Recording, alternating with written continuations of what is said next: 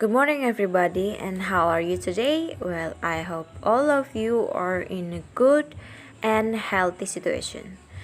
And today, we are from Group 2 will present about combining sentence. I will introduce our group. My name is SP Sukaisi, Novi Rohani Atun, and Rahmat Widaus. Just three of us. Okay. And then the first presenter is Rahmat Firdaus, and the second presenter is Novi Rohani Atun, and the third presenter is me, SP Sukaisi. And let's start our discussion today with the first presenter, Rahmat Firdaus. Combining sentence. The first slide I want to tell you about combining sentence. Okay, the definition about combining sentence. Combining sentence encourage a writer to take two or more short copy sentence and combine them into one effective sentence. By learning this skill, students enhance their writing style. Sentence combining skill is something that will develop over several short practice sessions and should be considered as one component of an overall writing program. To use a variety of sentences in their writing, it helps improve the overall quality of the writing by increasing the amount and quality of the revision. And next slide is about background knowledge. One way in which the conception above of how sentences combine their meanings together. We often take advantage of what the other person knows to escape saying it, assuming that people share it. That knowledge has been called shared knowledge, but it is real only what the speaker thinks his address knows. It has also been called encyclopedic knowledge in study of scientific and technical texts, where the specific facts used in ordinary conversation are not present. We will call this stock of knowledge simply background knowledge. We do not yet know if it is used automatically for every sentence, as some research think, or if it's consulted only when a sentence is lacking something for educate and the brain. This means that background knowledge is far from unimportant even in writing, in talking, or letter writing. Of course, what the address knows is much more important. And next slide is clarity. In conversation, errors of expression are seldom important and are generally forgotten in a few seconds. If the idea gets across, ambiguity and misunderstanding can usually be detected by watching the address, and the speakers can add enough until the confusion is removed.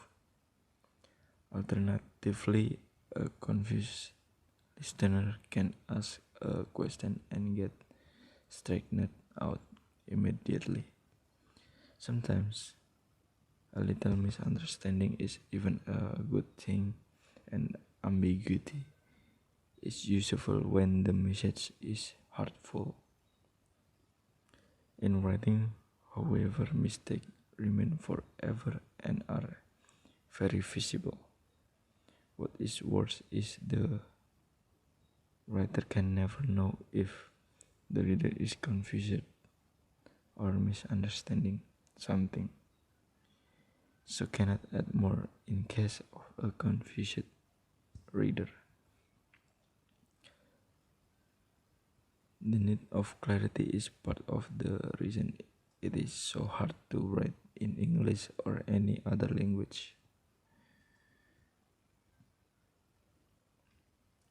Clarity is important so that readers can discover what you think they know. It allows them to make up for what they do not happen to know and to compensate for what they believe to be different. Next slide is delivered by my friend. Thank you. Ambiguity. It is astonishing how ambiguous most sentences are. Most common words are quite ambiguous. Look in a good dictionary for any common word and you will usually find 2 or 3 meanings, or maybe 20 or 30 if it is really common. Combined together in a sentence, these ambiguities multiply together to make things much worse. If that were not bad enough, even the syntactic structure are themselves ambiguous, as in the following. A small girl's school. Without looking at the ambiguities of words themselves, the first example may be either a small school for girls or a school for small girls. Some part of each sentence is used to tie it down to a specific interpretation by connecting into its context, and the rest of its sentence adds something new. We begin with a conception that sentences had identifiable meaning that could be simply added to the previous comprehension, but we know that is an oversimplification. The basic way we bypass ambiguity is that we interpret its sentence structure and the words in it so that it's at the least possible to its context. Anything that can possibly match the context is interpreted as the context. This is the principle of minimum interpretation.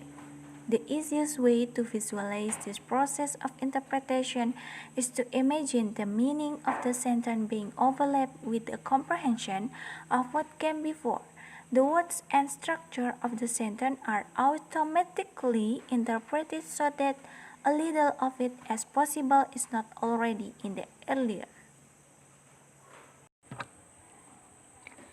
The unexpected ambiguities of sentences we noted earlier are generally resolved in context because this principle of minimal interpretation almost always selects just one meaning as the meaning of the sentence in its context. Only when the speaker fails to give enough information matching or overlapping the context can there be 2 equally minimal ways of overlapping. In such a case, the sentence is ambiguous in context and the text lacks clarity.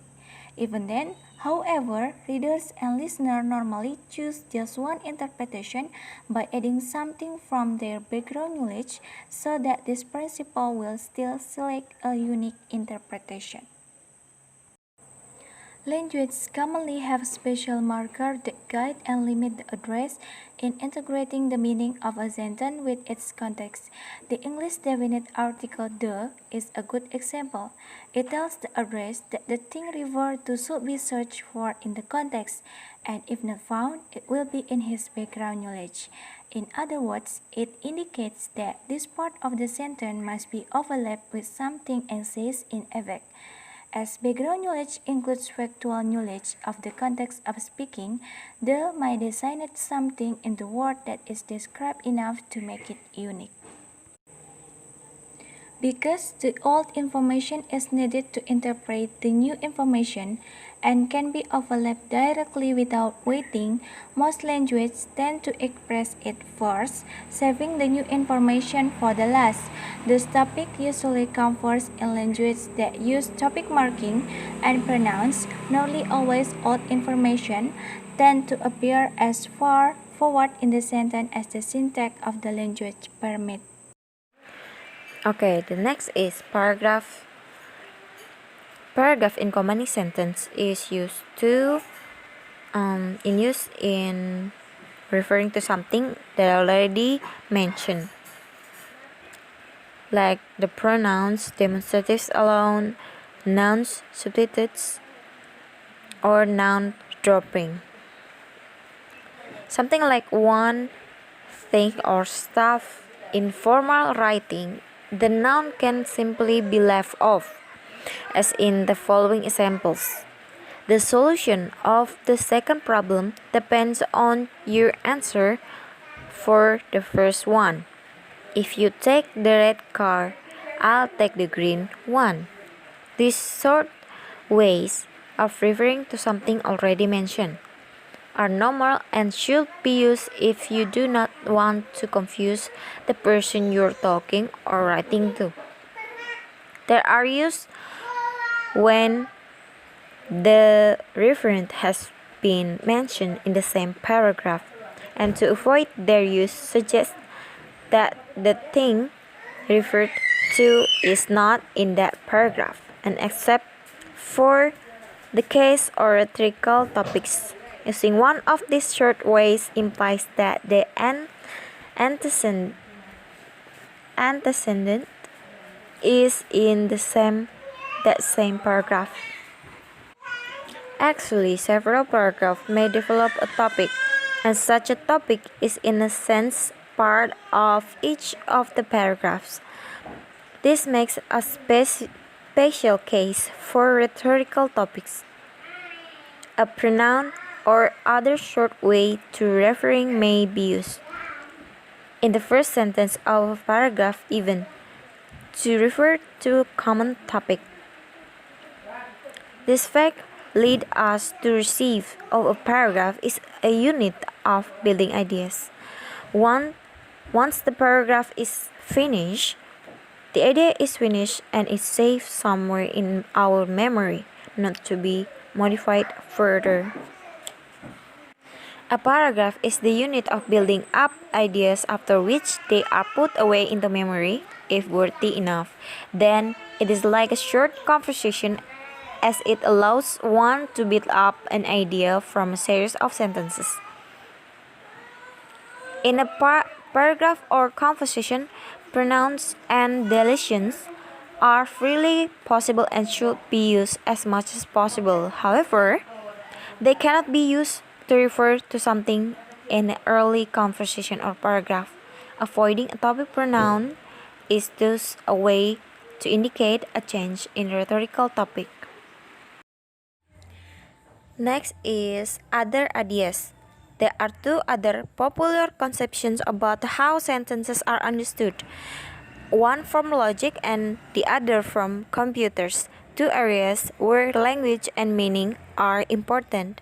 From studies in logic, we have the idea that each sentence has a specific meaning, so if these meanings are conjoined together with the logic and we will have the meaning of a paragraph.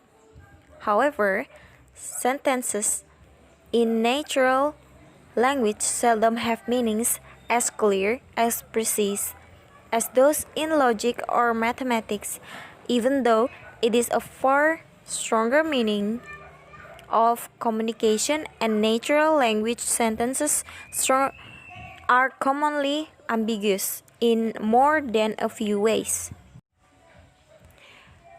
We see that although sentences are often very ambiguous when examined apart from their context, this is possible only because the listener has a role to interpret each sentence in the most redundant way. The interpretation that fits best is the one that adds the least new information, piece of background knowledge, may be added if needed to select just one interpretation. And here's the picture. Maybe this picture can be our conclusion today about combining sentences. If you guys still confused about our material, please feel free to ask. We are from group 2. Thank you for watching our video and see you next week. Bye bye.